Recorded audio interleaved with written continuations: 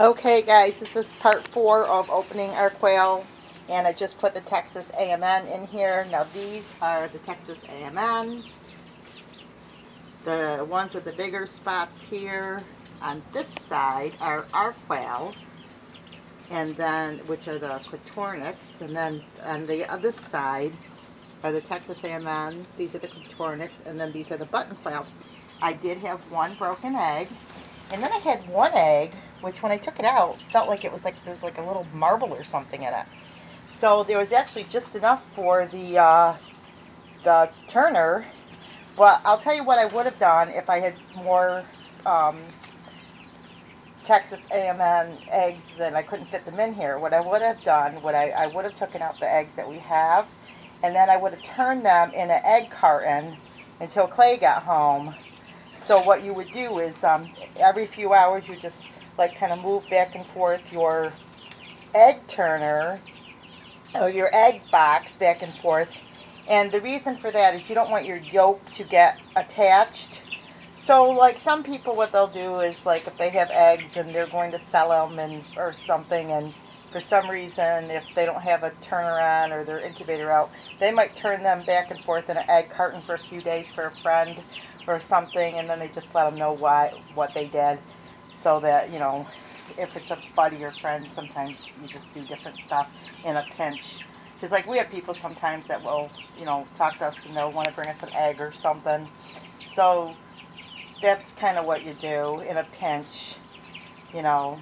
But another reason why it's nice to have silkies and stuff too, because if you ever have trouble with your incubator, which we haven't really, we got concerned when we had that bad hatch with the quail. Those of you that have been with us for a while remember when we ordered eggs, and that's how we got Quail, our only quail, because all the eggs were not good except for one.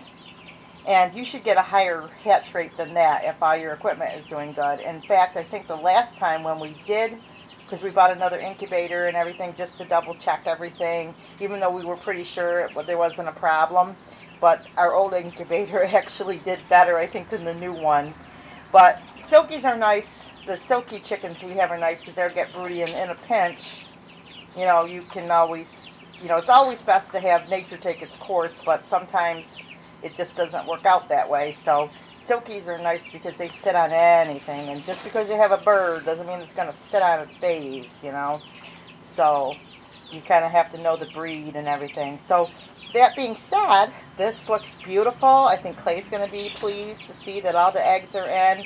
I put the pointed side down. And this one is a little bit more round, but I can kind of tell because she did a nice job. It looks like she, put them all in pointed side down, or he did. And, we'll let you know how the hatch turns out. We like to tell you, when we have good success, so that if you decide you want to purchase eggs, we can give you referrals.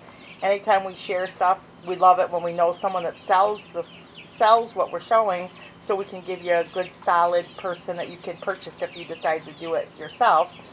I do that with my product reviews and stuff. If I make something, I like to show you the Etsy shop or something too, if you want to buy something, because we don't sell, too busy to to get into the sales of things. But that being said, they look beautiful. I'm excited about my button quail and the regular quail, and I believe them for a good hatch. Looks like from what I saw, looks like they tried to do what they could, but we'll know when we get the hatch and what we end up with. One thing that too is, if you buy them off eBay, that looks like the place to buy eggs.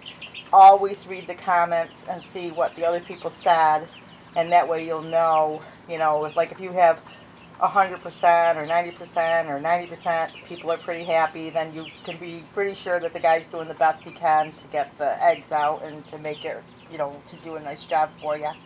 So we'll see what happens, and we'll see you in our next video. And stick with us, and you'll see some button quail and Cotornics and Texas AMN, which are like what the restaurants sell. They're the white meat birds that you can eat, and of course you can eat the dark meat. If you like dark meat better, and the button quail you won't want to eat. They're like a house bird. They're like a pet. So if you canaries and budgies, and you know, you might want to try having some quail. Some people like to put them on the bottom of their parrot cages because they kind of stay on the bottom and they'll eat all the excess seed, and they're happy to live on the floor, and the parrot can live up above, or whatever other bird. You have to check to make sure to see who's compatible with who, you know. So anyway, I hope you enjoyed today's video, and we will see you in our next video. God bless.